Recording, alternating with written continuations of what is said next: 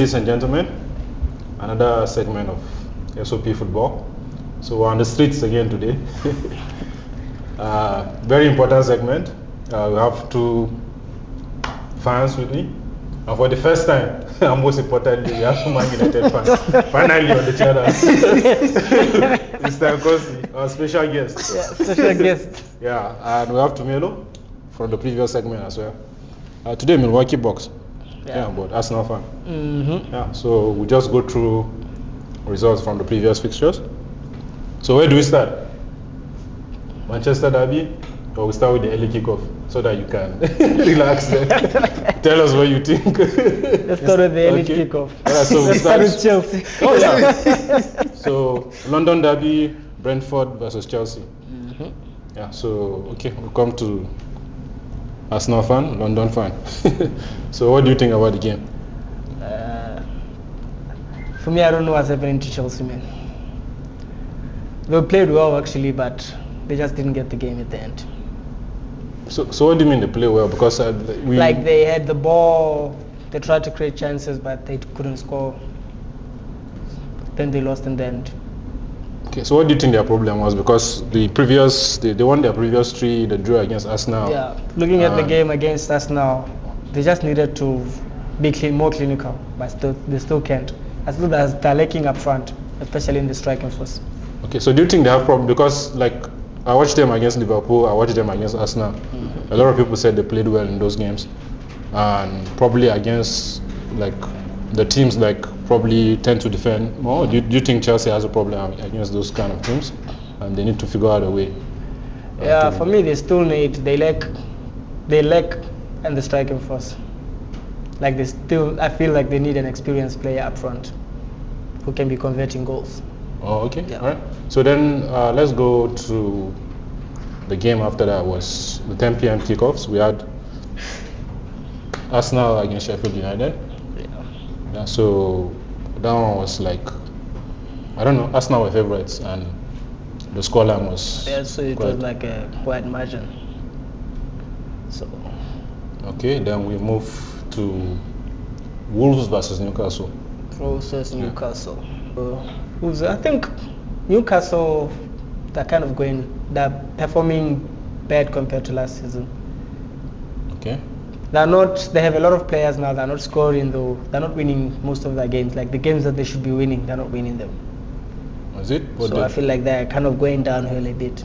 And now they have a lot of competition to play. They have Champions League added to the list. They have the Cup, they have the league to focus on. So they have a lot on their plate now. Okay. This is going to be like a challenging season for them. Looking how like they drew with Wolves, right? Okay, I'll come to Nkosi. Aston Villa against Luton Town. What do you think about Aston Villa? Do you think I think they're currently around 5th in the table? Yeah, with Aston Villa they have a good coach in Unai Emery. It's Unai Emery, right? Yeah. They have a good coach in Unai Emery, and even from last season you could see the type of football that they're now playing. Like there is an identity to Aston Villa. It's not like what Manchester United is nowadays, where you don't know what to expect, or what Chelsea is like, where it's just I'm trying to do this.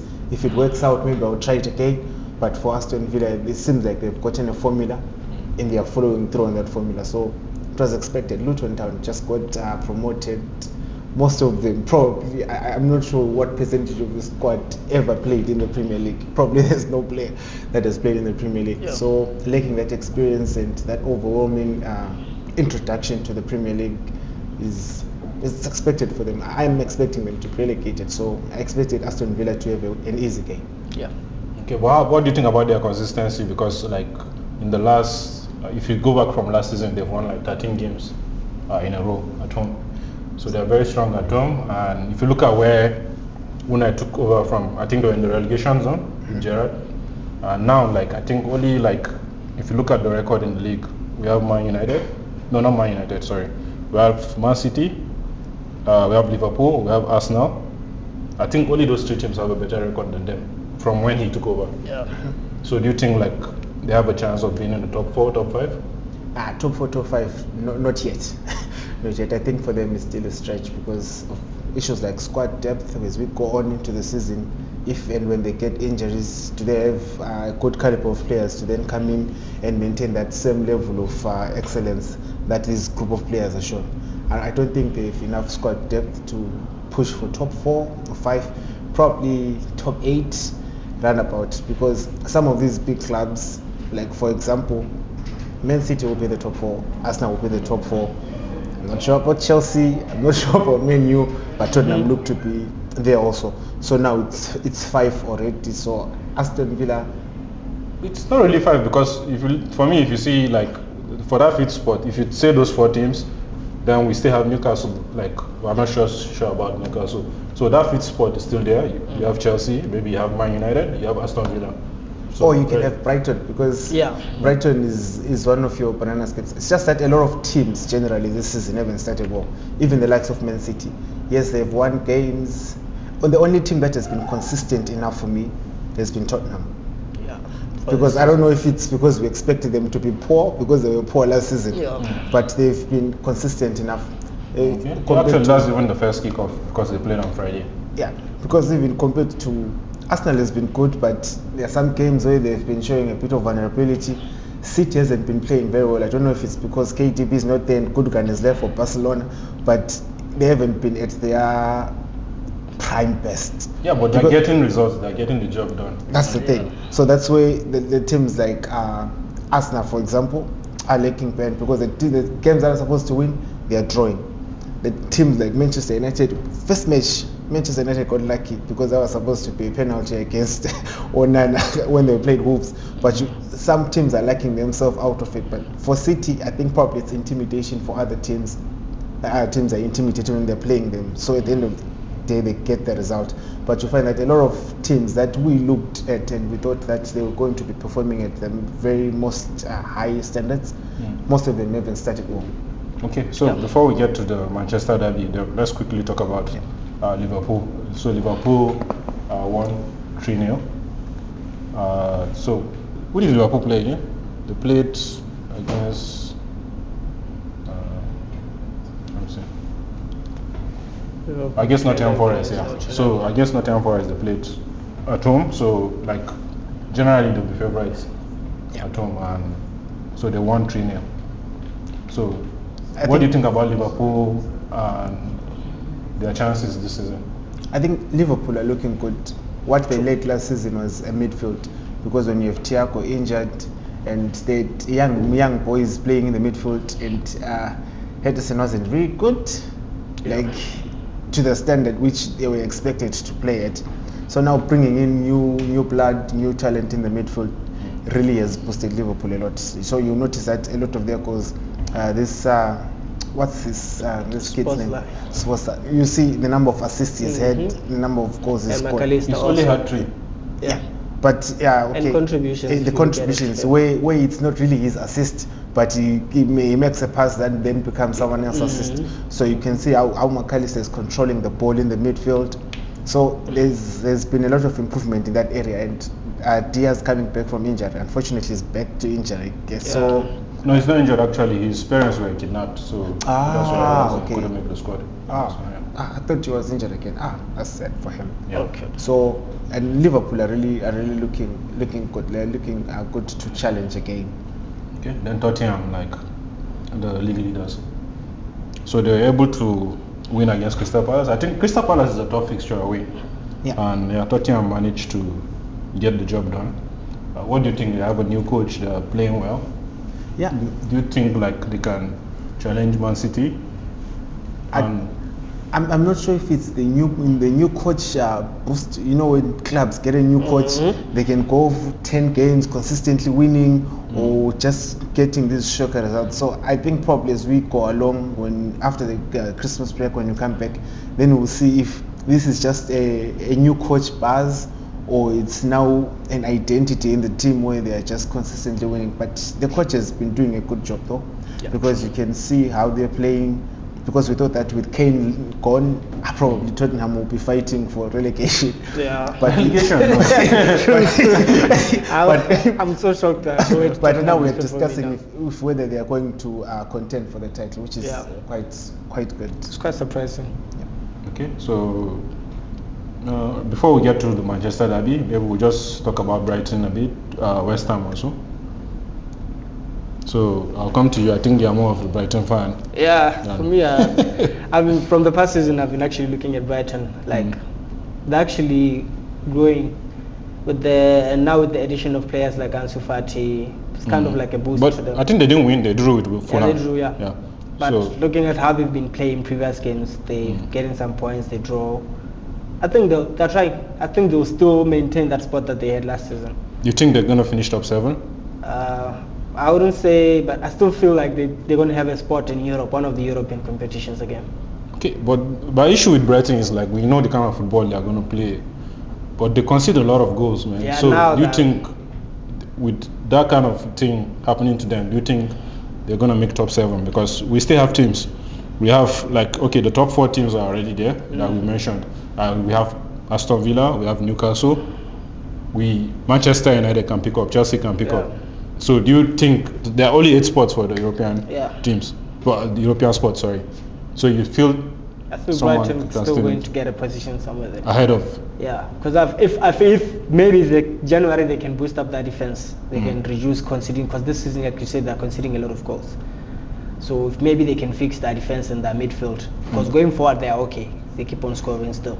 But even if because I think the style of play is more like attacking, it's always open. Yeah, they are not good defensively. They keep on passing the ball going forward. Yeah. Okay, all right. So then we come back to the main fixture. So what's happening, man? It's a Manchester derby. So we're expecting to see a very fiery game. Like even under Ole, under Ragnick, whoever was there, we always saw Man United at least put up a fight at Old Trafford. What happened this time? So it's a lot of things. Number one, yes, Bruno Fernandes is an amazing player, but I don't think he's okay to be a captain. It's too emotional when it comes to game pressure and everything like that. So he loses his head, you see him throwing his hands, and now you're supposed to lead people and give them morale, and you are defeated on yourself. Complaining a lot. So I think maybe the leadership in the pitch It's a problem. is a problem. And also at times team selection, because for a lot of time many Manchester United fans along with me have been crying, why is Garnacho on the bench? You would come and you start Anthony will just be spinning. I don't even know why we paid all that money. They're just spinning and fighting people. Because Garnacho has always been playing that, he's attacking. So when he gets the ball, he's not thinking about dribbling, he's thinking about just charging at the defense, creating opportunities. So there's that thing. Then now we have Rashford, who had a good season last season. He had a good time. Previous seasons he was terrible. He has gone back to default settings. He's still okay. So now whenever he gets the ball from wide, he's trying to cut across and score, but we bought a striker. He's not feeding the ball for the striker to score. So it's a lot of things where players are looking to do more than they're expected to be doing at that time, and probably team selection. And I don't know, it just looks like there's a lot of drama and chaos in that changing room. Okay, so for me, just from a neutral perspective, like you mentioned about leadership on the pitch. Yeah. So if you are not looking at Bruno to be captain, who do you think can be that leader on the pitch? Because I read something like Solskjaer mentioned when he was coach that the players that he wanted to like give the armband to, they didn't want to be captain. And at least you have someone like Bruno that's ready to step up. So if let's say if Bruno you don't think is that man, who do you think in that dressing room can lead the club? It's Manchester United, man. It's massive. Who do you think has like the because okay, you have guys like McTominay, Rashford, all those guys came from the system, like yeah. So if those guys don't want to be captain, who do you think? I think that's the thing. Then with Ten, probably his hands were tied. Like you're saying, that other people might not want to take that responsibility. I'm sure Bruno Fernandes was very happy to get that responsibility. But now you're looking at our squad. We bought 2 aging midfielders, Eriksen and Casemiro. They don't want to do it. They don't want captaincy. They don't want that responsibility. They're just there to have a good time and probably get their checks and leave. Those are the mature players that I'm talking about. Varane is almost always injured. Okay. Because Varane can play probably 50% or less of the games per season. Yeah. Because he's injury prone. Wan-Bissaka is just quiet. I don't know if he can do anything when it comes to leadership. Dalot is the same. I don't know if it's a Portuguese thing. Okay, but then, okay. So right now, we've when you mention all those things, then you mentioned team selection as well. So let's say, because for me, the captaincy thing doesn't really strike to me, because I don't know who's even Man City captain right now, because since I can remember their last captain was Fernandinho. Yeah. But always, sometimes I'll see De Bruyne, Ruben Diaz is captain. Sometimes I'll see De Bruyne. So I don't even know who's the captain for the team, but they're still the best team in the league. Yeah. So do you really think that armband really matters, whereby there has to be someone there that will really show the way? I think to a certain extent, because if we now are comparing with Man City, even if the captain is not doing anything, the coach Pep is screaming at the top of his lungs on the touchline. When the ball goes out, he can even call you and he backs at you and he gives you instructions. So he's hands on. He's as opposed to Ten Hag is more relaxed. You just give instructions and he just puts his hands in his pockets, watches the game, thinks tactics. But for Pep is both coach and captain because he's involved in the game 90 minutes. Okay. So that's the thing. I think that's how it's easier for Man City, because even if there's no one who's doing that in the pitch, Pep is doing it already. On the touchline. Then you mentioned team selection. Like, okay, this Garnacho guy, like Man United fans talk about him a lot. Yeah. But when that guy comes on the pitch, like, okay, we can see like he runs a lot, but do you really think that he has the decision making to put someone like Rashford on the bench? When you look at someone, Rashford played well last season, but Luke Shaw played with him on the same wing. Luke Shaw is injured this season. Don't you think maybe something like that is actually affecting how he plays as well currently? Yes, to a certain extent it does affect how he's playing.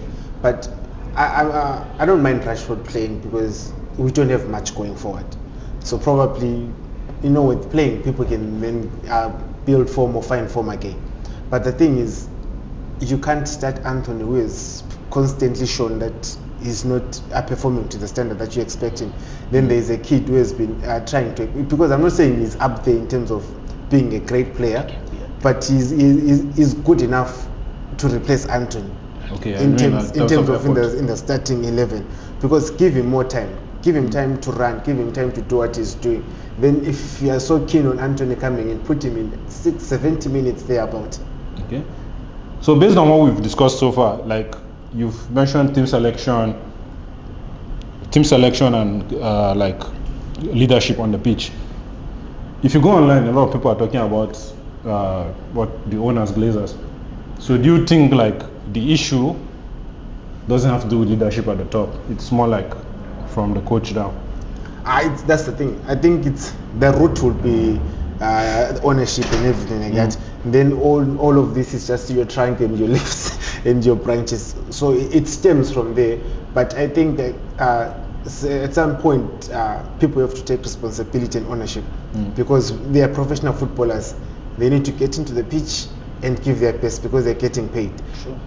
The ownership also, that has to be dealt with, but there's a lot of excuse to ownership. But what are the players doing?